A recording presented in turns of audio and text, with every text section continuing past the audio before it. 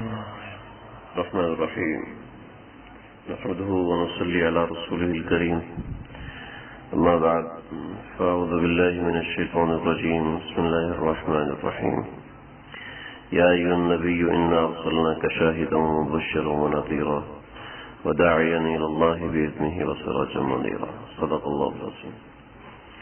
سیرت النبی صلی اللہ تعالی علیہ وسلم کا یہ 13واں درس آج شروع کر رہا ہوں. بڑے عرصے کے بعد شروع ہو رہا ہے اور پھر رمضان کا مہینہ اندر چلا گیا اور پھر رمضان کے بعد کچھ معاملات آ گئے جس کی وجہ سے سلسلہ چل نہیں سکا. تو آج بڑی کوششوں کے بعد یہ سلسلہ شروع کر رہا ہوں. تو اب دعا کریں کہ یہ سلسلہ مکمل ہو. شاید اسی کی برکت سے جو مشکلات درمیان میں آئی تھی وہ رفع ہوئی ہیں, وہ ختم ہوئی. شاید اسی کی برکات ہیں, شاید کہ یقیناً اسی کی برکات ہے. ہمارے پاس تو کچھ بھی نہیں ہے, اعمال وغیرہ تو کچھ نہیں. تو آپ صلی اللہ علیہ وسلم کا ذکر خیر کرنے سے پریشانیاں برائیاں ٹلتی ہیں. یہ ہم سب کا عقیدہ ہے. آپ صلی اللہ علیہ وسلم کی زندگی کے 30-25 برس ہم لوگوں نے ذکر کر لیے تھے. 25 برس کے بعد آپ صلی اللہ علیہ وسلم کا نکاح ہوا. پھر آپ صلی اللہ علیہ وسلم کی 4 بیٹیاں پیدا ہوئیں. تو چاروں بیٹیاں حضرت خدیجہ رضی اللہ تعالیٰ عنہا کے بطن سے تھیں. حضرت ام رقیہ, حضرت زینب, حضرت فاطمہ, حضرت ام کلثوم. یہ 4 بیٹیاں آپ صلی اللہ علیہ وسلم کی دوران پیدا ہوئیں. اس کے بعد حضرت خدیجہ رضی اللہ تعالیٰ عنہ سے کوئی اولاد نہ ہوئی. دیگر ازواج سے اولاد بھی تھی, اس کا ذکر ہوگا. نبوت سے پہلے کے مراحل کا آج آخری درس ہوگا. کچھ نبوت کے ابتدائی مراحل کا ذکر ہوگا اور اس کے بعد جو اصل سیرت کا درس ہے پھر شروع ہوگا. ابھی تک ہم نے صرف بنیادی چیزیں پڑھی ہیں. اصل ابھی تک ہمارا شروع نہیں ہوا. یہ سیرت کی اصلیت آپ صلی اللہ علیہ وسلم کی زندگی کے 40ویں برس سے ہو رہی ہے. تو آج ہم 35 برس سے لے کے 40ویں برس تک جائیں گے کہ اس دوران کیا کیا احوال ہوئے. ایک جو سب سے اہم مرحلہ تھا جو پیش آیا تھا کہ وہ کعبۃ اللہ کی تعمیر ہوئی تھی. اور کعبۃ اللہ کا ہر آدمی سے, ہر مسلمان کا ایک دلی تعلق ہے. تو اس کے لیے کچھ بنیادی چیزیں میں نے ابھی نوٹ کی آپ کے سامنے, جو میں نے تصویر بنائی ہوئی ہے. تو یہ بھی اسی کا حصہ ہے جو کہ ہر آدمی کے دل کا ایک تعلق کعبۃ اللہ سے ہے, چاہے وہ کتنا ہی گناہ گار کیوں نہیں ہے, چاہے کتنا ہی نیکوکار کیوں نہیں ہے. وہ کعبۃ اللہ سے مستغنی نہیں ہے. چاہے اس کو مدینہ شریف سے زیادہ عقیدت و محبت ہے لیکن کعبۃ اللہ سے مستغنی نہیں ہے. تو اس کی کچھ بنیادی باتیں وہ بھی عرض کر دوں گا, اور اس کا سیرت سے تعلق ہے, اس وجہ سے بھی اس کا ذکر ہونا ضروری ہے. اور اس واقعے میں کیا کچھ ہوا تھا اس کا ذکر بھی یہاں پر ہوگا انشاءاللہ. تو کعبۃ اللہ کائنات کی تخلیق سے لے کے آج تک 12 مرتبے تعمیر ہوا ہے. 12 مرتبے کعبۃ اللہ کی تعمیر ہوئی ہے. سب سے پہلے اللہ تعالیٰ نے فرشتوں کے ذریعے سے کعبۃ اللہ کو تعمیر کروایا. پھر آدم علیہ السلام کو اتارا. ایک روایت کے مطابق آدم علیہ السلام آئے تو کعبۃ اللہ کو ساتھ ہی اتارا. لیکن ایک روایت چونکہ موجود ہے کہ اللہ تعالیٰ نے کعبۃ اللہ کو فرشتوں کے ذریعے سے بنوایا اور حضرت آدم علیہ السلام کو کعبۃ اللہ کے پاس اتارا اور فرمایا کہ یہ ایک خیمے کی شکل کا گھر بنا ہوا ہے, اس کے گرد چکر لگاؤ. ایک یہ روایت ہے. دوسری روایت یہ کہ آدم علیہ السلام سری لنکا کے ایک علاقے میں اترے اور آدم علیہ السلام کو اللہ نے اس وقت ابدال بنایا ہوا تھا اور حضرت آدم علیہ السلام کا ایک قدم 45 میل کی مسافت پہ جا کے لگا کرتا تھا. اتنی تیزی تھی.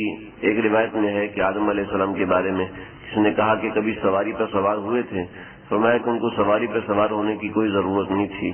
ان کا ایک قدم اٹھتا تھا تو 48 میل کا فاصلہ طے ہو جاتا تھا. 48 میل کا مطلب یہ ہے کہ 77.5 کلومیٹر. ایک قدم ایک لمحے میں رکھا جاتا ہے. ایک لمحہ 77 کلومیٹر پر سیکنڈ کے حساب سے چلتے تھے. تو ان کو کوئی گاڑی سواری کی ضرورت ہی نہیں تھی. تو آدم علیہ السلام سری لنکا کے علاقے میں اترے اور اللہ نے فرمایا کہ اس طرف چلو, وہاں پر ایک گھر ہے جو تمہارے لیے موجود ہے. چنانچہ حضرت آدم علیہ السلام وہاں پر چلے. وہاں سے چلتے چلتے آدم علیہ السلام حرم شریف کی جگہ پر پہنچے تو کعبۃ اللہ کو طواف کیا. فرمایا کہ امت محمدیہ صلی اللہ علیہ وسلم کو بتا دینا، معراج شریف کے اندر فرمایا امت محمدیہ صلی اللہ تعالی علیہ وسلم کو، اے نبی آپ بتا دیجئے گا کہ تمہیں اللہ نے ایسی خصوصیت دی ہے جو اللہ نے کسی کو نہیں دی تھی.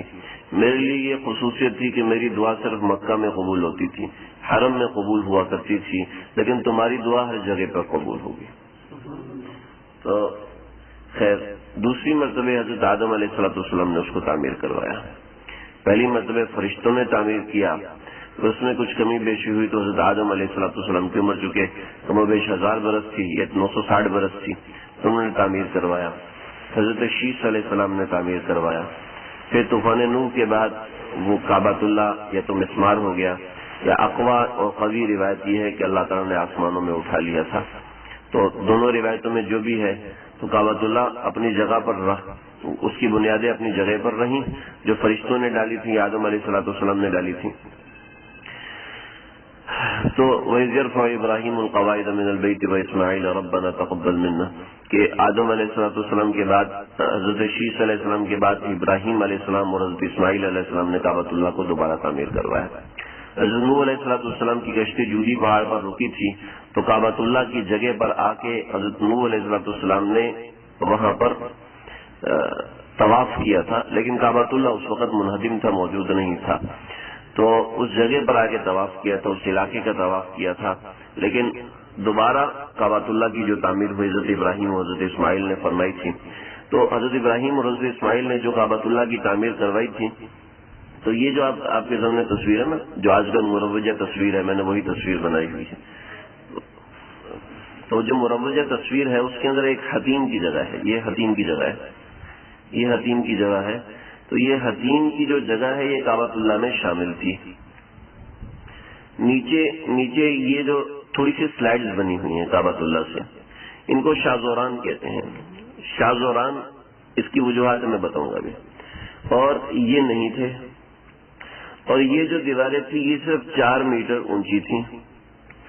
اور کعبۃ اللہ یہاں جیسے ہمارے یہاں مسجد کا محراب ہوتا ہے، ایسے حتیم میں گول دائرہ اس طریقے سے گول کر کے بنایا گیا تھا کعبۃ اللہ. اور یہ جو دروازہ تھا یہ نیچے تھا، بالکل نیچے لگا ہوا تھا. اس دروازے کے دوسری طرف بالکل سامنے ایک دوسرا دروازہ تھا کہ کعبۃ اللہ کے اندر اس دروازے سے آتے تھے اور اگلے دروازے سے نکل جاتے تھے. سمجھ رہے میری بات؟ سمجھ میں آ رہی ہے نا؟ اور جب حج پہ لوگ جاتے ہیں تو کعبۃ اللہ کے پردوں کو اٹھا دیا جاتا ہے. جب کعبۃ اللہ کے پردے اٹھتے ہیں تو اس دروازے کے بالکل ایگزیکٹ دوسری طرف جو دروازہ ہے اس دروازے سے باہر نکلا کرتے تھے. اس دروازے کا نشان آج بھی موجود ہے. اس دروازے کے نشان کو فل نہیں کیا گیا، وہ نشان بالکل آج بھی موجود ہے. اس کے اوپر کوئی پلستر وغیرہ اس طرح کی کوئی چیز نہیں کی گئی. تو وہ دروازہ جیسے یہ دروازہ ہے ایسے وہ دروازہ بھی موجود ہے، اور لیکن اس دروازے کا نشان موجود ہے، بند دروازہ موجود نہیں ہے. آپ صلی اللہ علیہ وسلم جب بھی کعبۃ اللہ میں کے اندر تشریف لائے تو آپ صلی اللہ علیہ وسلم نے اس دیوار کی طرف رخ کر کے نماز پڑھی. یہ تو ایک یہ دیوار ہے جس میں کعبۃ اللہ کا دروازہ لگا ہے، اور ایک وہ والی دیوار ہے، تو آپ نے اس دیوار کی طرف رخ کر کے نماز پڑھی ہے. تو خیر یہ کعبۃ اللہ کا اس طرح ایریا تھا. اس طریقے سے ابراہیم نے بنائی تھی، چھت نہیں تھی کعبۃ اللہ کے اوپر. تو ایسے ہی تعمیر حضرت آدم کے زمانے میں تھی، ایسے ہی تعمیر فرشتوں کے زمانے میں تھی، اور ایسے ہی تعمیر کعبۃ اللہ کے بالکل اوپر بیت المعمور کی تھی. اس کے بعد قوم عمالقہ نے بنایا، اس کی کیا تاریخ ہے کچھ پتہ نہیں ہے. اس کے بعد قبیلہ جرہم نے بنایا، اور اس کی بھی کیا تاریخ ہے کچھ معلوم نہیں. قصی بن کلاب نے بنایا، یہ 7ویں نمبر پر. پھر قریش مکہ نے کعبۃ اللہ کی تعمیر کی. آج چونکہ قریش مکہ کی تعمیر کے اندر آپ صلی اللہ علیہ وسلم کا حصہ تھا، آپ صلی اللہ علیہ وسلم کا ذکر تھا، میں اس کو تفصیل سے عرض کروں گا.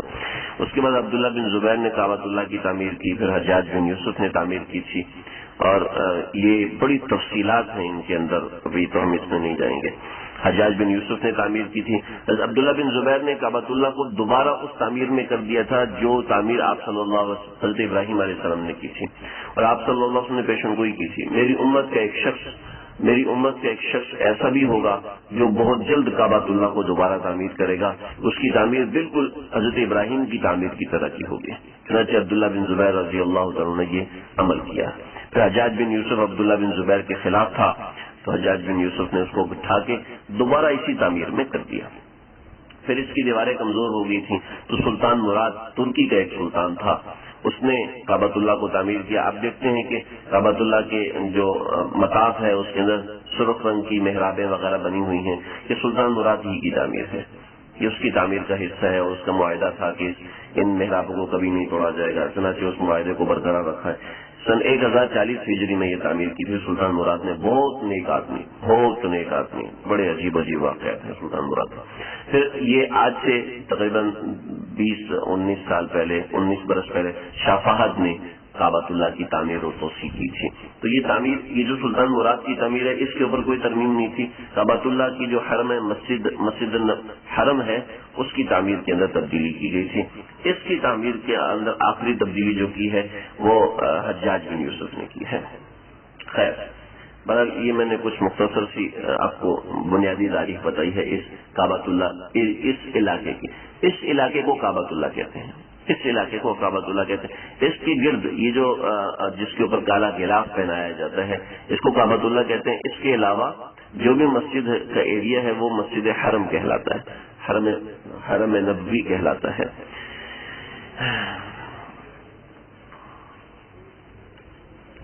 حضرت ابراہیم علیہ السلام نے جو کعبۃ اللہ کو تعمیر کیا تھا، تو کعبۃ اللہ کی تعمیر کی جو بنیاد تھی اور کعبۃ اللہ کی جو عمارت ہے، اس عمارت کے اندر 5 پہاڑوں کے پتھر استعمال کیے گئے تھے۔ ایک حرا کا جو پہاڑ ہے اس کا پتھر استعمال کیا گیا تھا۔ ایک سبیر ایک پہاڑ ہے، حرا کے مینا کے سامنے ایک پہاڑ ہے، چھوٹا سا مینا تک جاتا ہے، یہ سبیر ایک پہاڑ ہے، یہ مینا سے آخر تک پھیلا ہوا ہے، اس کا پتھر استعمال کیا گیا تھا۔ اور ایک لبنان میں ایک پہاڑ ہے، اس کا ایک پتھر جبل لبنان اس کو کہتے ہیں، اس کے پتھر استعمال کیے گئے تھے۔ اور کوہ طور جو مصر میں ہے اس کا پتھر استعمال کیا گیا تھا۔ اور جبل الخیر یہ بھی ایک مکہ کا پہاڑ ہے۔ تو مکہ کے 3 پہاڑ اور 2 باہر کے پہاڑ، کہاں سے پتھر آیا؟ محدثین نے مختلف توجیحات کی ہیں کہ اتنے مختلف پہاڑوں کے پتھر کہاں سے لائے۔ تو توجیہ یہ ہے جو مجھے سمجھ میں آئی ہے کہ جیسے اللہ نے آدم علیہ السلام کے سامنے طی الارض کر دیا تھا، ایسے حضرت جبریل کے سامنے بھی، حضرت ابراہیم کے سامنے بھی کیا ہوگا۔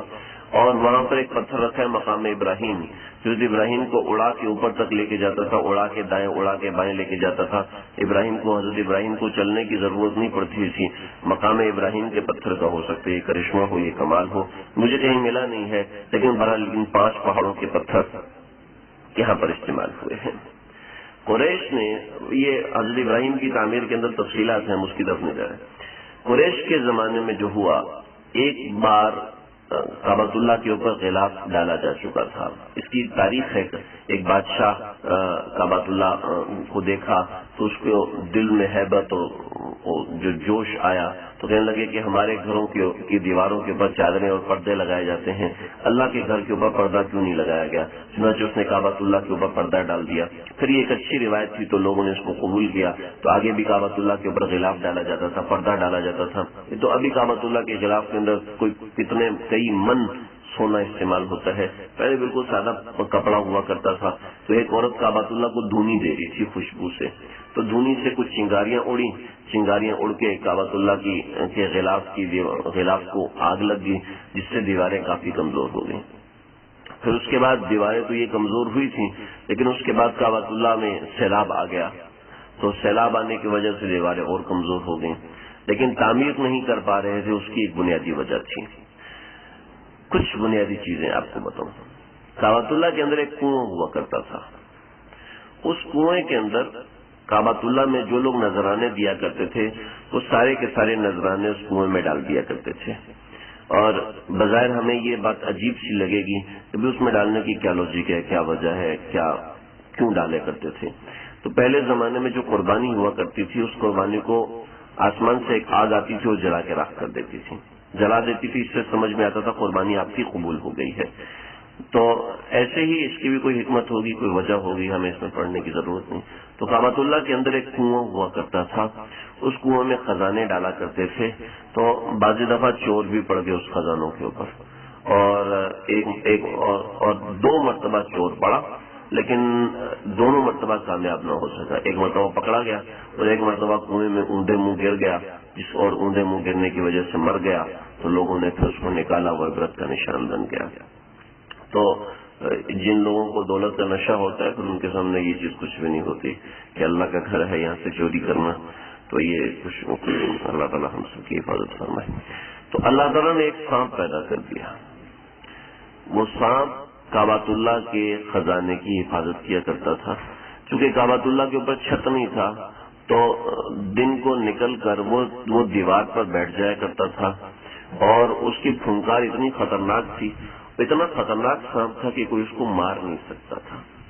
بعض حضرات نے کہا ہے کہ یہ سانپ ابھی بھی زندہ ہے، اور اس سانپ کی میں بھی بتاتا ہوں۔ تو یہ سانپ کعبۃ اللہ کی دیوار پر بیٹھتا تھا، کسی کو کعبۃ اللہ کی دیوار کے قریب نہیں آنے دیتا تھا، کہ کعبۃ اللہ کی ایک تو حفاظت کرتا تھا، اور ایک یہ اس نوعیت کی چیزیں تھیں۔ تو یہ سانپ وہاں پر موجود تھا، تو اس کی وجہ سے بھی قریش کو پریشانی ہوتی تھی کچھ، کہ یہ ہم اس کی تعمیر کریں تو کیسے کریں، اس سانپ کو مارنا ناممکن ہے، کیونکہ اس کا حلیہ محدثین نے ذکر کیا تو بہت خطرناک قسم کا حلیہ ہے۔ تو حضرت موسیٰ علیہ السلام نے فرمایا کہ اللہ مجھے دابۃ الارض دکھائیے۔ بعض حضرات نے کہا کہ یہ سانپ دابۃ الارض ہے۔ دابۃ الارض ایک جانور کا نام ہے کہ جو قیامت کے نزدیک زمین سے نمودار ہوگا، 3 مرتبہ نمودار ہوگا۔ پہلی مرتبہ نمودار اس وقت ہوگا جب حجاج منا کی طرف جا رہے ہوں گے، تو یہ اس وقت نمودار ہوگا، پھر دوسری مرتبہ، پھر تیسری مرتبہ، 3 مرتبہ۔ جب تیسری مرتبہ نمودار ہوگا تو پھر یہ فساق کو زخمی کرے گا، ایسا جانور ہوگا جو لوگوں سے باتیں کرے گا، عجیب اس کی خلقت ہے۔ تو موسیٰ نے اللہ سے دعا کیا، اللہ وہ جانور مجھے دکھائیے، تو اللہ نے دکھایا، تو فوراً دعا کیا، اللہ رد ہو اللہ اس کو واپس کر دے، میں نہیں دیکھ سکتا۔ حضرت موسیٰ کو ایسی دہشت ہو گئی تھی۔ تو بعض مفسرین نے، محدثین نے یہ کہا ہے کہ وہ سانپ جو تھا وہ دابۃ الارض والا سانپ تھا۔ تو اگر وہ واقعتاً ایسا ہی تھا، وہ واقعتاً بہت ہی خطرناک قسم کا سانپ تھا، تو کوئی اس کے قریب نہیں آ سکتا تھا۔ تو ان لوگوں نے اللہ سے بہت دعا کی، اے اللہ اس سانپ کا کوئی کام کر دے۔ اصل بات تھوڑی سی بنیادی بات سمجھ لیں کہ کفار مکہ جو تھے وہ بھی اللہ کو مانتے تھے، اور وہ کہتے تھے اللہ سب کا رب ہے، لیکن اللہ تعالیٰ چونکہ سب کے رب ہیں تو اللہ تعالیٰ مصروف ہوتے ہیں، لہذا یہ جو نیچے جو ٹاؤٹ ہیں ان سے بھی مانگا کرو، یہ اللہ کے قریبی ہیں، اللہ تعالیٰ کے زیادہ باوفا تھے، تو اس وجہ سے ان سے بھی مانگا کرو۔ تو کہنے لگے صرف ایک اللہ کا کام نہیں ساری دنیا چلانا، بلکہ یہ سارے بھی مل کے چلاتے ہیں اللہ کے سامنے، اللہ کے ساتھ مل کے چلاتے ہیں۔ تو کفار کا یہ نظریہ تھا، لیکن وہ یہ کہتے ہیں کعبۃ اللہ صرف اللہ کا گھر ہے، اور اللہ تو سب کا الہ ہے، اسی نے ہمیں پیدا کیا، یہ روزی کا انتظام کرتا ہے، یہ والا بت جو ہے ہمارے سفر میں فائدہ دیتا ہے، یہ والا بت ہماری بیماری میں فائدہ دیتا ہے، یہ والا بت بارش میں فائدہ دیتا ہے، یہ والا بت اس طرح کر کے 360 بت بنائے ہوئے تھے، اور اللہ تعالیٰ ان سب کا الہ ہے۔ تو اللہ کو وہ سارے مانتے تھے کفار، جیسے آج کے کفار بھی اللہ کو مانتے ہیں، اللہ کا انکار صرف دہریوں نے کیا ہے، باقی کفار اللہ کو، ہندو بھی اللہ کو مانتے ہیں، وہ بھی اللہ کو مانتے ہیں، لیکن وہ مسئلہ یہ ہے کہ نہیں، یہ ویش اللہ کا نبی تھا، محمد کوئی اللہ کے نبی نہیں تھے، یہ گرو اللہ کا نبی تھا، گرو نانک اللہ کا نبی تھا، یہ کوئی اللہ کے نبی نہیں تھے، لیکن اللہ کو سارے مانتے ہیں سوائے دہریوں کے۔ تو کفار بھی اللہ کو مانتے تھے، تو یہ کہتے تھے چونکہ اللہ کا گھر ہے لہذا اس کو تعمیر کرنے کے لیے اللہ اس سے مانگو۔ چنانچہ ایک دن دعا مانگ رہے تھے تو عقاب سے ایک بڑا پرندہ آیا، اور اس نے اس کو سانپ کو جھپٹا اور مقام جہون پہ جا کے چھوڑا۔ جیسے لوگوں نے دیکھا کہ یہ سانپ اب یہاں پر آ گیا، سارے جانتے تھے کعبۃ اللہ کو سارے جانتے تھے، تو مقام جہون پہ اس سانپ کو چھوڑا تو وہیں پر زمین کے اندر قائد ہو گیا۔ آپ نے فرمایا، آپ صلی اللہ علیہ وسلم نے فرمایا کہ قیامت کے نزدیک یہ سانپ وہیں مقام جہون سے دوبارہ نمودار ہوگا۔ بہرحال یہ بڑا طویل قصہ ہے سانپ کے حوالے سے۔ تو سانپ جب غائب ہوا تو لوگوں نے کہا ہاں اب کام بن گیا، اب انہوں نے اب انہوں نے کہا کہ ہاں ابھی ہمیں کعبۃ اللہ کی دوبارہ تعمیر کرنی چاہیے، لیکن ڈر لگتا تھا کہ وہ ابرہہ کے ساتھ کیا ہوئی تھی، تو اب ڈر رہے ہیں سارے کہ اب کیا کریں، بڑی پریشانی ہوئی۔ تو ایک ان کو یہ قاعدہ، یہ چیز مل گئی کہ یہ جانور جو ہے وہ غائب ہو گیا، تو اب بڑے پریشان ہوئے۔ تو ولید بن مغیرہ یہ خالد بن ولید، تو ان کے والد تھے خالد بن ولید۔ تو ولید بن مغیرہ اس وقت بہت بڑے سردار تھے، بڑے سالار تھے۔ تو اس نے کہا کہ تم کعبۃ اللہ کو گرا کر فساد چاہتے ہو یا اصلاح چاہتے ہو؟ ہم لوگ تو ظاہر بات ہے اصلاح چاہتے ہیں، فساد تو کوئی بھی نہیں چاہتا۔ تو کہا کہ اللہ تعالیٰ اصلاح کرنے والوں کی مدد کرتا ہے، اصلاح کرنے والوں کو ضائع نہیں کرتا، تو لہذا ہمیں اس کا کام شروع کرنا چاہیے۔ تو سر نہ بینا ہم نہیں کرتے، تو کرتا تو کر۔ تو ٹھیک ہے، اس نے پھاوڑا لیا اور پھاوڑا لے کر رکن یمانی سے کھودنا شروع کیا۔ رکن یمانی سے کھودتے کھودتے حجر اسود تک آ گیا۔ جب ابتدائی کھدائی یعنی کہ انہدام کرنا شروع کی، دیواریں چار میٹر اونچی دیواریں تھیں، وہ دیواریں منہدم کرنا شروع کی اور کھودنا شروع کیا۔ جب اتنا کھود لیا تو لوگوں نے کہا اب ولید بن مغیرہ کی خیر نہیں، اب دیکھتے ہیں رات کو کیا ہوتا ہے۔ جب صبح دیکھا ولید بن مغیرہ ہے، سیارہ ہوا تو وہ لوگ بھی شروع ہو گئے۔ اتنی دیر میں ایک اور مدد آئی کہ روم سے ایک جہاز حبشہ جا رہا تھا، اور اس جہاز کے اندر حبشہ میں ایک خانقاہ بنانے کا سامان تھا، اس میں سنگ مرمر، لوہا اور لکڑی تھی۔ تو یہ سنگ مرمر، لوہا اور لکڑی لے کر یہ جہاز جا رہا تھا، تو یہ جدہ کے ساحل پہ ٹکرا گیا۔ جدہ کے ساحل پر جب یہ جہاز ٹکرایا تو ان لوگوں کو پتہ چل گیا۔ جدہ کا ساحل بالکل قریب لگتا ہے، آپ کو پتا ہے، آپ لوگ جانتے ہیں 1.5 گھنٹے کا فاصلہ ہے۔ تو جدہ کو اس وقت سہیلیہ کہتے تھے، سہیلیہ، بعد میں اس کا نام جدہ پڑ گیا۔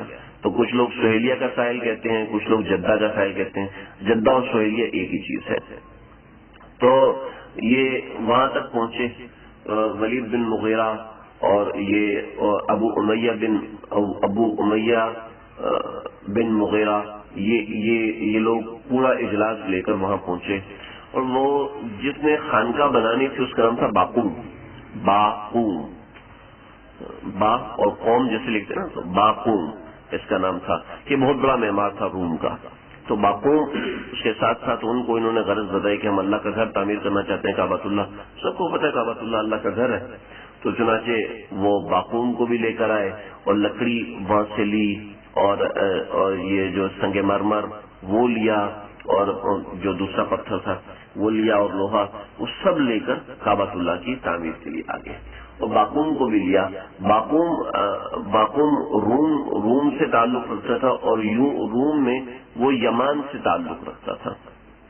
تو باقوم نے یہ دیکھا اور پھر انہوں نے انہدام شروع کیا، یہ سامان لے کر یہاں پر پہنچے اور کعبۃ اللہ کو ان کی دیواریں گرانا شروع کی۔ جب دیکھا کہ ولید بن مغیرہ کو کچھ بھی نہیں ہوا تو انہوں نے کہا چلو اب تو ٹھیک ہے۔ تو یہ باقوم بعد میں مسلمان ہو گیا تھا، اور آپ صلی اللہ علیہ وسلم کے ہاتھ میں مسلمان ہوا تھا۔ آپ صلی اللہ علیہ وسلم نے سہیل بن عمر کو ان کا جو وراثت کا سامان تھا، تو چونکہ اس کا باقوم کا کوئی آگے پیچھے تھا ہی نہیں، کوئی آگے پیچھے جاننے والا تعلق والا نہیں تھا، تو اور وہ واپس بھی نہیں جا سکتا تھا، آپ صلی اللہ علیہ وسلم کی صحبت تھی، تو وہیں پر رہ گیا۔ تو جب اس کا انتقال ہوا تو آپ نے اس کا جو سامان تھا، ان کا جو سامان تھا، وہ سہیل بن عمر کو دے دیا تھا۔ تو یہ باقوم کے ساتھ مل کر انہوں نے انہدام شروع کیا۔ جب انہدام ہو گیا، ساری دیواریں گرا دی گئیں، تو وہ کھودنا، نیچے کی طرف کھدائی شروع کی۔ نیچے کی طرف کھدائی شروع کی تو جیسے ہمارے دانت ہوتے ہیں نا، دانت سارے دانت نہیں، جیسے یہ والے دانت ہیں کوہان کی شکل کے جو دانت ہوتے ہیں، تو کوہان کی شکل کے پتھر نیچے سے نمودار ہوئے۔ یہ بنیاد ابراہیم کہہ لیں یا بنیاد ملائکہ کہتے ہیں، اور بنیاد ملائکہ کہنا بالکل ٹھیک ہوگا۔ پتھر کی شکل، پتھر آپس میں ایسے جڑے ہوئے تھے، اور روایتوں میں آتا ہے کہ ان کے پتھروں کے درمیان ابھی تک مثالہ ایسے تھا جیسے یہ پتھر جیسے لوہے کے ساتھ جڑے ہوئے ہیں. پتھر کی بنیاد ایسے بنی ہوئی تھی جیسے کوہان آپس میں جڑی ہوتی ہے، تو ایسے جیسے میں نے ہاتھوں کا یہ شیپ بنائی، تو اس طریقے سے پتھر آپس میں جڑے ہوئے تھے. انہوں نے کہا یہ تو، اور پتھر اتنے خستہ حال لگ رہے تھے جیسے گدلا پانی ہوتا ہے، سبز رنگ کا پانی ہو جاتا ہے، تو سبز رنگ کا، تو پتھر ایسے آپس میں جڑے اور چپکے ہوئے تھے. تو کسی نے کہا اس بنیاد کو نکال کے ہم نئی بنیاد ڈالتے ہیں.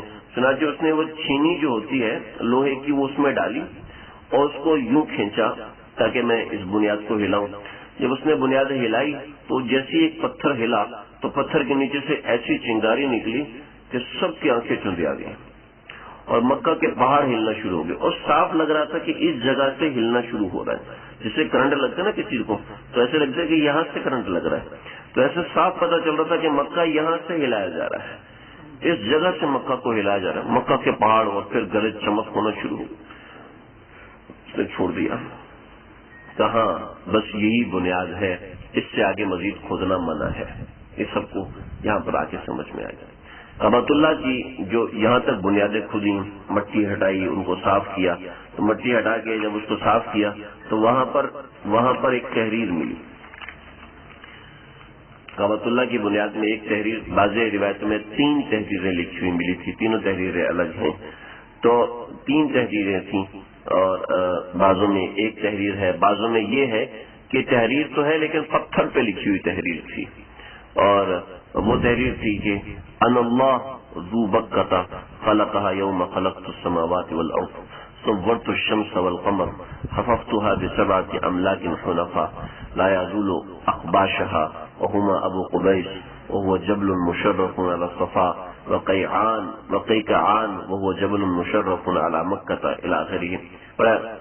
تھوڑا سا طویل سا خط ہے کہ میں اللہ ہوں جس نے مکہ کو بنایا، جو مکہ کا مالک ہے، جس نے مکہ کو اس وقت بنایا جب آسمان اور زمین کو تخلیق کیا تھا، اور جب سورج اور چاند کو تخلیق کیا تھا. پھر میں نے مکہ کو 7 فرشتوں کے ذریعے سے ڈھانپ دیا ہے. جب تک 2 پہاڑ مکہ میں قائم رہیں گے، مکہ میں سلامتی رہے گی، کوئی فتنہ نہیں آ سکے گا. ایک پہاڑ جبل ابی قبیس.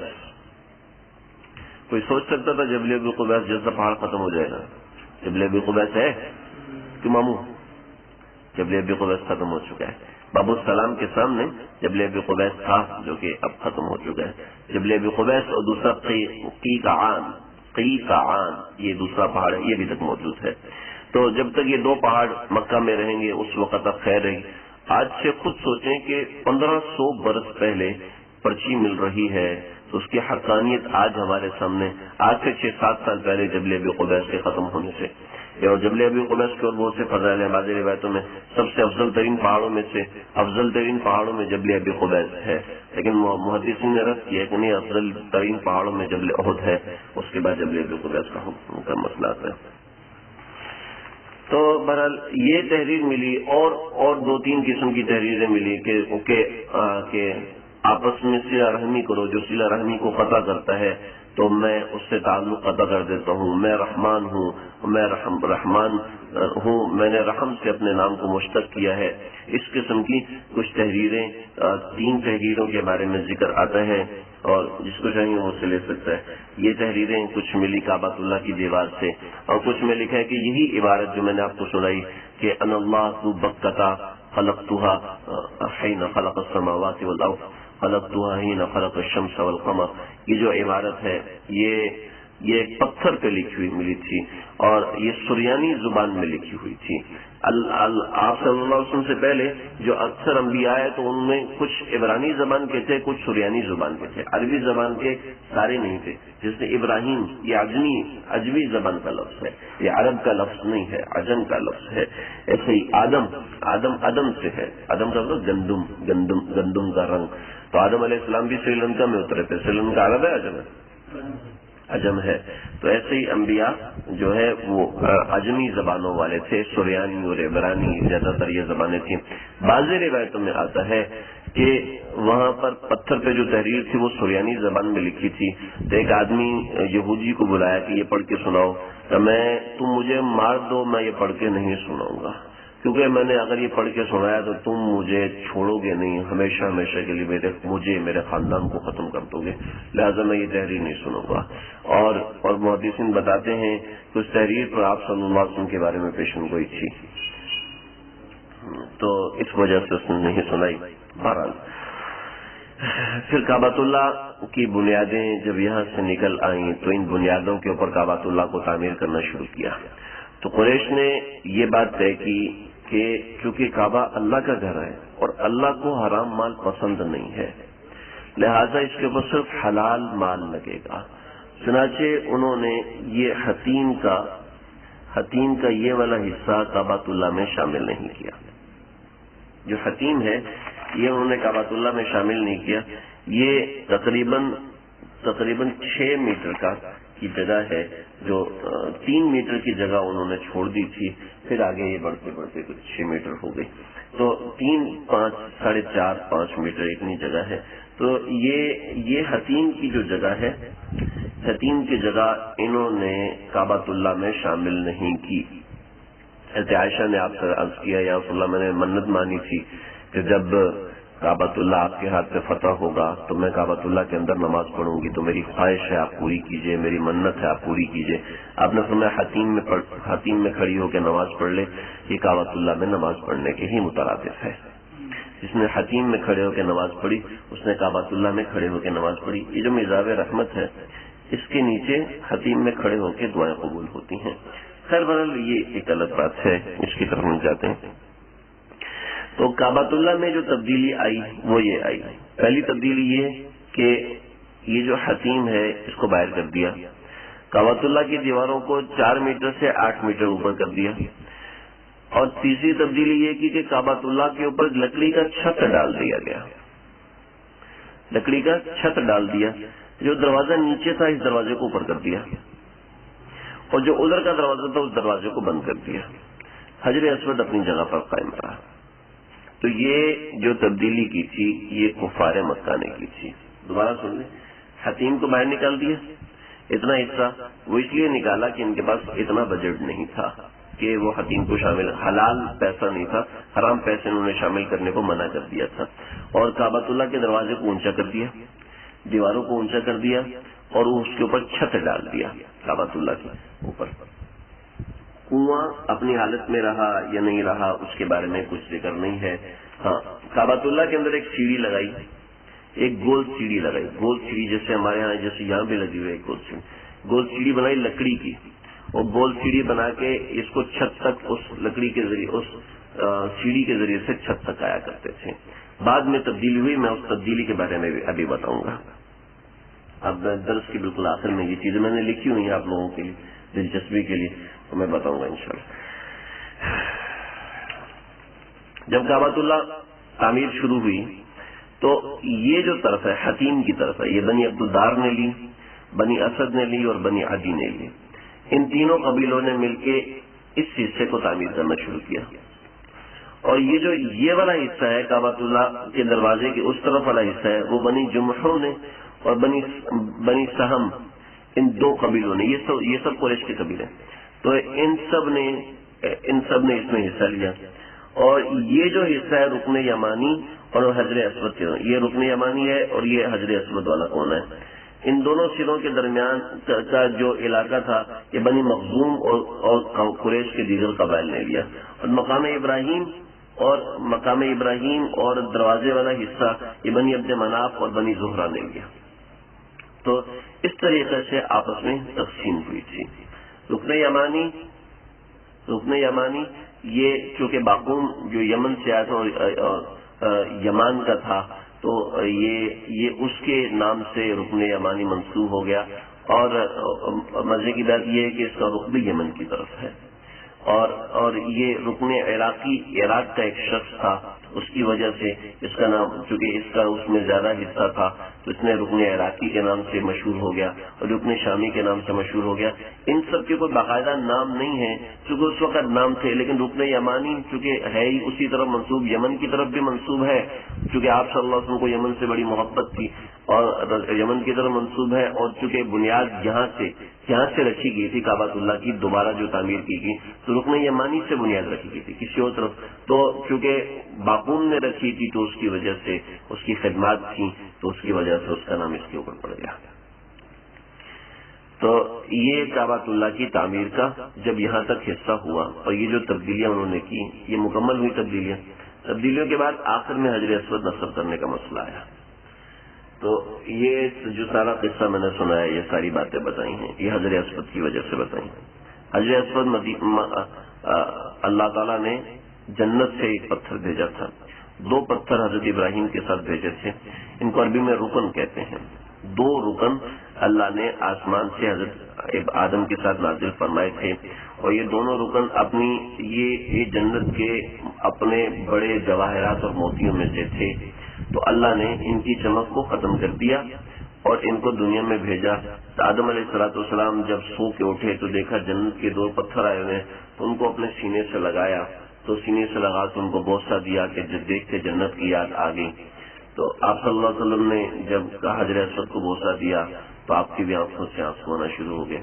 حضرت عمر نے فرمایا کہ رسول اللہ آپ رو رہے ہیں، تو میں ہاذی تشتب العورات، یہ تو آنسو انڈیلنے کی جگہ ہے۔ ایک روایت میں ہے کہ حجر اسود کا پتھر سفید تھا، آدم علیہ السلام روئے تو آنسو میں اتنی رقت تھی کہ یہ پتھر جو ہے وہ سیاہ ہو گیا ان آنسو کی وجہ سے۔ پر یہ الگ الگ روایت ہے، اور بھی بہت سی روایت ہے۔ تو حجر اسود کو نصب کرنے کا مسئلہ آیا، تو جب حجر اسود کو نصب کرنے کا مسئلہ آیا تو بنی عبدالدار، یہ بنی اسد، بنی عدی، انہوں نے کہا ہم نے نصب کرنا۔ یہ بنی عبد مناف اور بنی زہرہ کہتے ہیں جی ساڑھے پاس یہ ہم نے نصب کرنا ہے۔ وہ قریش کے دیگر قبائل بنی مخزوم کہتے ہیں نیچے ہماری طرف ہے، ہم نے نصب کرنا ہے۔ تو بنی جمعہ اور بنی سلم کہنے لگے جی ہم نے کیا قصور کیا، ہم نے نصب کرنا ہے، تو ہم نے اتنے کعبۃ اللہ کے بالکل پیچھے رہے تو ہم نے نصب کرنا ہے اور آپ لوگ کیوں نصب کر رہے ہیں؟ تو سب کی آپس میں لڑائی ہو گئی۔ اور پھر کیا کیا، بنی عبدالدار اور بنی علی نے کیا کیا، انہوں نے ایک پیالے میں خون بھر کے اس میں انگلیاں ڈبوئی، کہا یا تو ہم حجر اسود نصب کریں گے یا ہم قتال کریں گے۔ اس کو کہتے ہیں نفحۃ الدم، یعنی کہ یہ وہ عہد ہے جب تک خون بہایا نہ جائے اس وقت تک پورا نہیں ہوگا، یعنی کہ اب اس کے اوپر جنگیں ہوں گی۔ تو لوگ بڑے پریشان ہوئے۔ تو عرب کے 3 لوگ بڑے مشہور تھے، ایک ابو امیہ بن مغیرہ، ایک ام سلمہ، ایک ابو امیہ بن مغیرہ، ایک مسافر بن ابو عمر بن امیہ، ایک ابو امیہ بن مغیرہ، ایک زمعہ بن اسود۔ تو زمعہ بن اسود اور مسافر بن ابو عمر ان دونوں کا معاملہ الگ تھا، یہ اس وقت تھے نہیں۔ تو ابو امیہ بن مغیرہ یہ اس وقت سب سے زیادہ بزرگ ہستی تھی اور ان کے فیصلے لوگ مانا کرتے تھے۔ تو ابو امیہ بن مغیرہ نے کہا کہ دیکھو میں تمہارے درمیان فیصلہ کرتا ہوں، ہم سارے یہاں پر رک جائیں، سارے حرم میں رک جائیں۔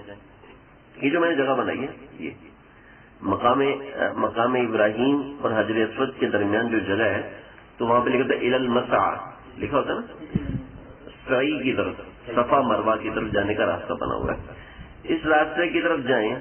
اس راستے کی طرف جانے سے باب السلام جس جگہ پر ہے، اس جگہ پر تھا باب عبد الشمس، اسی جگہ پر تھا باب، یعنی کہ اسی راستے میں تھا، یہ تو بہت آگے چلا گیا، پیچھے تھا، باب عبد الشمس تھا۔ یہ جیسے ہی مطاف میں ہم تو جب گئے تھے تو اس وقت وہ دوسرا بنا ہوا تھا تو مطاف وہاں سے نہیں تھا، تو جو ابھی مطاف ہے اس مطاف میں جب سعی کے دروازے سے داخل ہوتے ہیں، سعی کے لیے ادھر صفا مروہ میں داخل ہوتے ہیں، جو وہ جو دروازہ ہے اس دروازے کو کہتے ہیں باب عبد الشمس، اور پھر اس کا نام تبدیل ہو گیا باب بنی شیبہ ہو گیا، اور ابھی اس کا نام باب السلام ہے۔ تو آپ صلی اللہ علیہ وسلم کا گھر باب السلام سے نکلتے ہی جو دروازہ ہے نا، دروازہ ابھی اس کی پٹی بنی ہوئی ہے، اس کے سامنے ایک لائٹ لگی ہوئی ہے، اس لائٹ کی جگہ پر آپ صلی اللہ علیہ وسلم کا گھر تھا، حضرت خدیجہ کے ساتھ آپ وہاں پر رہا کرتے تھے. تو انہوں نے کہا سارے یہاں بیٹھو، صبح صادق ہوتے ہی جو شخص اس دروازے سے داخل ہوگا وہ ہمارا حاکم ہوگا، وہ جو فیصلہ کرے گا ہم اس کے فیصلے کو مانیں گے. تو سارے وہاں پر کیموفلاج ہو گئے، سارے لوگ کہ آپ تو یہ جان نہیں سکتے، ہمارا کوئی ہوتا تو میں گھوم کے آ جاتا ہوں، چلو یار میں فیصلہ کروں گا. تو اس زمانے کے لوگ جو ہے ایماندار ہوا کرتے تھے، یعنی کہ صاف صاف گو ہوا کرتے تھے، ہماری طرح آدھا یہ آدھا وہ تو نہیں ہوتے تھے. تو وہ ہمارے حضرت قصہ سناتے ہیں نا، ایک صاحب رشوت کے پیسے لے کے جا رہے تھے، تو کوئی دوست آیا اور کہنے لگا اے بھائی پیچھے کھڑا، بائک اس سے رکوائی، کہا تو رشوت کے پیسے لے کے جا رہے؟ کہاں لے کے جا رہا ہوں؟ پیچھے اینٹی کرپشن کی پولیس آ رہی ہے، اینٹی کرپشن والی پولیس آ رہی ہے اور اس کے سائن ہے ان نوٹوں کے اوپر، وہ تیری تلاشی لے گی ابھی اور تجھے پھر جیل میں لے جائے گی اور ایسا ہوگا ویسا ہوگا. اس نے کہا اچھا. تو جلدی سے ان پیسوں کو دیکھا، آگے پیچھے گٹر کا ڈھکنا کھلا ہوا تھا، اس میں ڈال دیا اور پھر آگے خرامہ جانے لگا. تو ایسے صاحب لوگوں نے سنا ہوگا حضرت سے. ہمارے حضرت ہیں، حضرت کے دوست ہیں انکل ٹینشن. تو انکل ٹینشن کہتے ہیں کتنا بیوقوف تھا، اسی دوست کو پکڑا دیتا، وہ چلا جاتا لے کر کتنا بیوقوف، اسی دوست کو پکڑا تو لے کے چلا جائے، میں بعد میں تجھے لے لوں. تو یہ ایسے نہیں تھے وہ لوگ. وہاں پر رک گئے. جب صبح کا وقت ہوا تو آپ صلی اللہ علیہ وسلم سے تشریف لائے. سفید رنگ کی چادر کندھے پہ ڈالی ہوئی تھی اور آپ آہستہ آہستہ سر جھکائے ہوئے جا الامین، امین آ گیا. تو وہ آیا جس کے فیصلے ہم مانا کرتے تھے. تو اس راستے سے آپ تشریف لائے، اس راستے سے، یہ جو راستہ ہے اس راستے سے آپ صلی اللہ علیہ وسلم تشریف لائے. تو یہاں پر آئے تو جب پتہ چلا کہ یہ معاملہ ہے تو آپ صلی اللہ علیہ وسلم آگے آئے. تو آپ صلی اللہ علیہ وسلم نے اپنی چادر بچھائی، یہ میں نے تصویر بنائی، چادر بچھائی اور بنی عدی بنی عبد الدار کے ایک بندے کو بلایا، عتبہ بن ربیعہ، اس کو بلایا.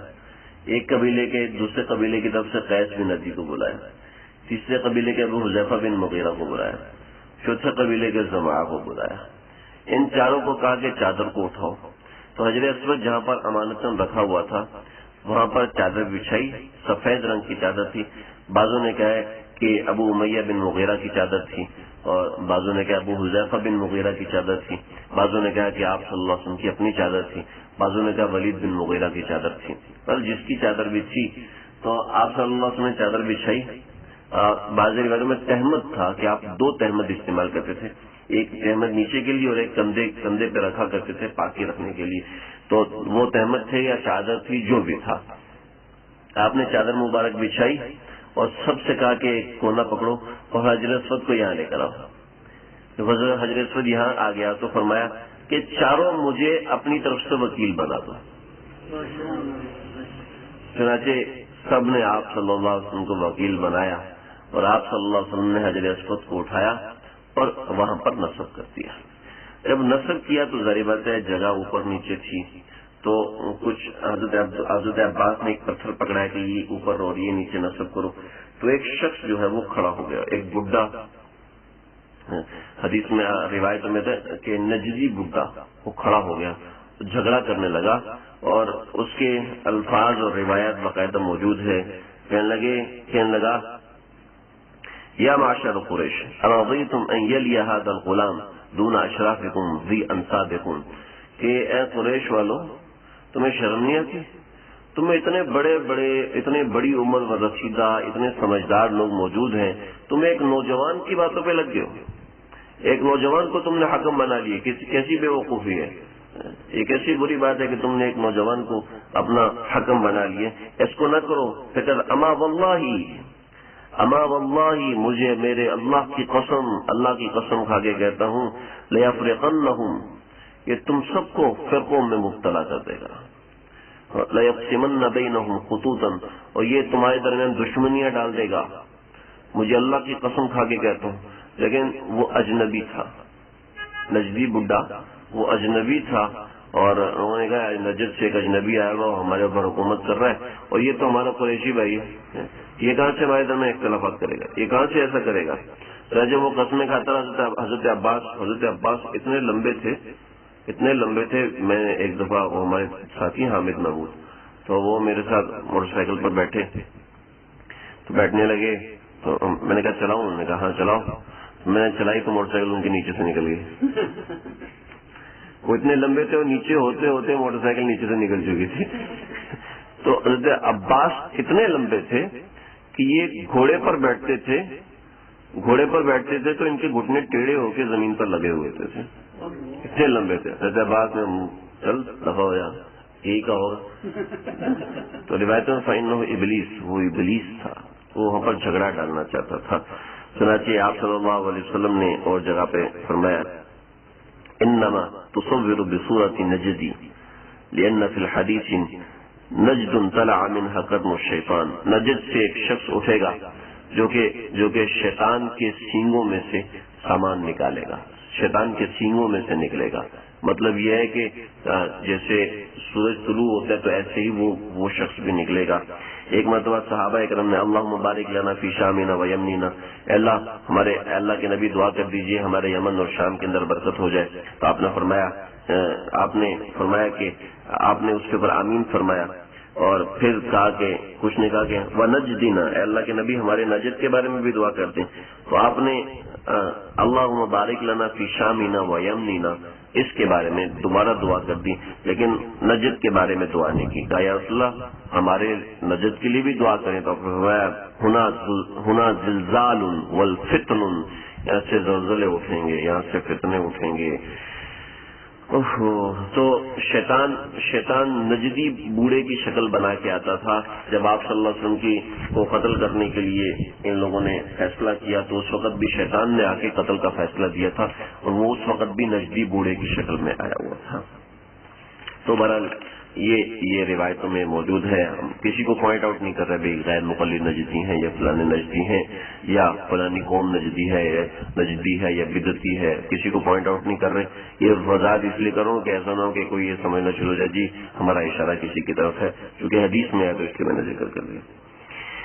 پھر کعبۃ اللہ کی تعمیر مکمل ہوئی. تو کعبۃ اللہ کی تعمیر کے اندر ایسا تھا کہ کعبۃ اللہ کی دیواروں کے اندرونی حصے میں جو اندر کا حصہ ہے حضرت ابراہیم کی تصویریں لگائی. پہلے حضرت ابراہیم کی تصویریں موجود تھیں، وہ لگائی ہوئی تھی. حضرت اسماعیل کی تصویر لگائی، حضرت مریم کی تصویر لگائی. فتح مکہ کے موقع پر اور بہت سی چیزیں ہیں وہ بھی میں انشاءاللہ اس کے ساتھ ذکر کروں گا. تو یوں آپ صلی اللہ علیہ وسلم کہ جو آخری فیصلہ تھا حجر اسود کے بارے میں وہ یہاں پر مکمل ہوا. مکمل ہونے کے بعد پھر آپ صلی اللہ علیہ وسلم کی زندگی جو آگے بڑھی ہے اس میں چند ایک اشارات ہیں. 3 برس تک آپ صلی اللہ علیہ وسلم حضرت میکائیل کی صحبت میں رہے اور فرماتے ہیں کہ مجھے آواز آتی تھی، مجھے آواز آیا کرتی تھی یا محمد یا محمد، اور کچھ نورانیت نظر آیا کرتی تھی لیکن مجھے پتہ نہیں چلتا تھا یہ کیا ہے. میں نے خدیجہ سے ذکر کیا تو خدیجہ نے فرمایا کہ آپ پریشان نہ ہو، اللہ آپ کو تنہا نہیں چھوڑیں گے. تو اس نوعیت کی باتیں تھیں اور میرا خیال آگے میرے پاس بہت کچھ ہے کہ میں انشاءاللہ اس کو یہیں پر ختم کرتا ہوں. نبوت کیسے ملی، نبوت میں کیا معاملات ہوئے، اس میں تفصیلات ہیں انشاءاللہ اگلے درس میں عرض کروں گا. اللہ سمجھنے کے عمل کرنے کی توفیق عطا فرمائے. یہ کچھ چیزیں ہیں یہ میں آپ کو یہاں پر بتا دوں کعبۃ اللہ کے بارے میں. ہمارے ایک ساتھی ہیں جدہ میں، ان سے مجھے کچھ کتابیں پتہ چلی، ماشاءاللہ اللہ ان کو جزائے خیر دے، انہوں نے وہ کتابیں ارینج کی. تو یہ انہوں نے جو کتابیں دی اس کی وجہ سے یہ سب ممکن ہو سکا کہ مجھے ان سب چیزوں کا پتہ چلا ہے. تو اب یہ دیکھ رہے ہیں یہ رکن شامی ہے، یہ رکن عراقی ہے، یہ حجر اسود ہے، یہ تو سب چیزیں معلوم ہے آپ کو. آپ صلی اللہ علیہ وسلم صرف رکن یمانی اور حجر اسود کا بوسہ لیا کرتے تھے، اس کے علاوہ کسی رکن کا بوسہ نہیں لیتے تھے. کعبۃ اللہ کے حوالے سے 2-4 چیزیں ہیں بس مزید بتانا. یہ جو کعبۃ اللہ کے اس جگہ پر دروازے کے متوازی ایک پہلے لکڑی کی سیڑھی تھی، اس لکڑی کی سیڑھی سے یہ جو آگے تعمیر ہوئی ہے اس تعمیر میں کعبۃ اللہ کو جو چھت بنایا گیا ہے اس چھت میں ایک ڈھکنا رکھا گیا. شیشے کا ڈھکن، تاکہ اندر قدرتی روشنی آتی رہے. قدرتی روشنی سے جو فائدہ ہے ظاہر ہے دوسری روشنیوں سے وہ فائدہ ہو نہیں سکتا. کعبۃ اللہ میں 3 ستون بنائے گئے چھت کھڑا کرنے کے لیے. 3 ستون بنے ہیں اور یہ ستون بعد میں بنے ہیں. اس زمانے میں ستون نہیں تھے، لکڑی ایسے رکھی گئی تھی، نصب کی گئی تھی.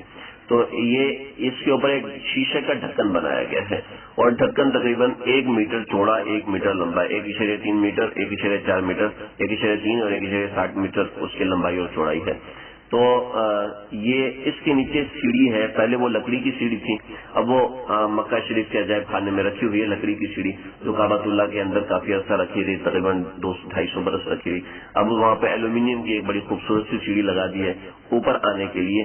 تو اس ڈھکن کو کھول دیا جاتا ہے تاکہ اندر کبھی کبھی ہوا بھی آئے. جب کعبۃ اللہ کے غلاف کو بدلی کرتے ہیں تو اس وقت شیشے کے ڈھکن کو کھول دیتے ہیں، ہٹا دیتے ہیں، تو اس کے بعد اس ڈھکن کو دوبارہ نصب کر دیتے ہیں.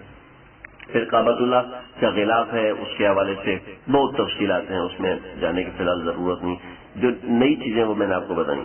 یہ جو کعبۃ اللہ کہ اس کو کہتے ہیں شاذوران، نیچے نا سلیب ٹائپ بنائے ہوئے ہیں، کیا ہوتی ہے سلائڈ ٹائپ بنائے ہوئے ہیں. یہ 2-3 فٹ اونچے ہیں.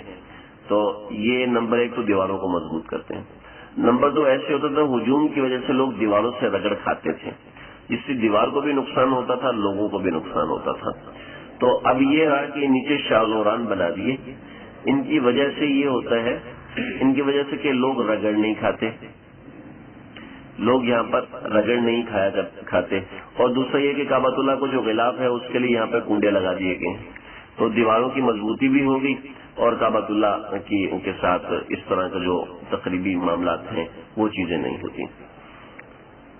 یہ مزاب رحمت ہے، یہ بھی شاہ فہد نے لگایا تھا یا سلطان مراد نے لگایا تھا. مزاب رحمت سونے کا یہ بھی 1 میٹر لمبا ہے اور یہ حتیم میں گرتا ہے. مزاب رحمت ایک علامتی چیز ہے، یہاں پر دعائیں قبول ہوتی ہیں. آپ صلی اللہ علیہ وسلم فرمانے علی شان ہے. یہ جو دروازہ ہے کعبۃ اللہ کا، کعبۃ اللہ کے دروازے اور حجر اسود کے درمیان جو جگہ ہے، اس جگہ کو کہتے ہیں ملتزم. جیسے میں نشان لگائی، اس جگہ کا نام ہے ملتزم.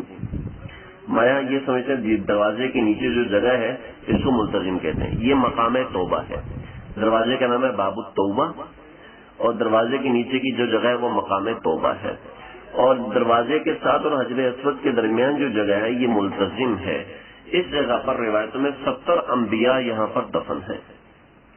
70 کے قریب انبیاء یہاں پر مختلف ادوار میں دفن ہوتے رہے. پھر کعبۃ اللہ کے چاروں طرف مختلف ادوار میں 3000 انبیاء کو دفن کیا گیا ہے.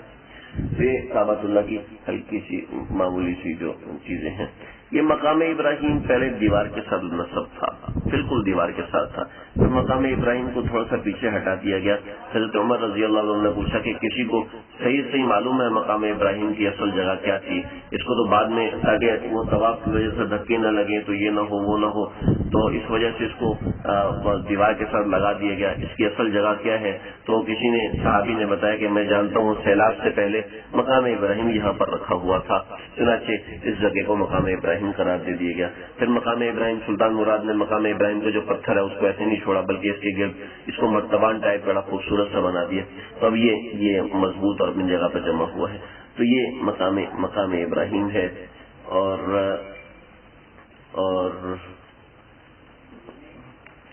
جو اس کی لمبائی اور چوڑائی ہے وہ میں نے اس کے ساتھ لکھی. ہاں ایک آخری چیز وہ یہ کہ یہ رکن یمانی اور حجر اسود، اس کے درمیان کی جو دیوار ہے اس دیوار کو کہتے ہیں دیوار مستجاب. روایتوں میں آتا ہے کہ اس دیوار کے ساتھ لگ کر جو بھی دعا کی جائے تو 70,000 فرشتے اس کی دعا پر آمین کہتے ہیں. تو اس دیوار کو دیوار مستجاب کہتے ہیں. کعبۃ اللہ کی ایک ایک دیوار، ایک ایک ذرہ، وہ تو ہماری جانوں سے، ہمارے خون سے، ہمارے پورے خاندانوں سے زیادہ قیمتی ہے.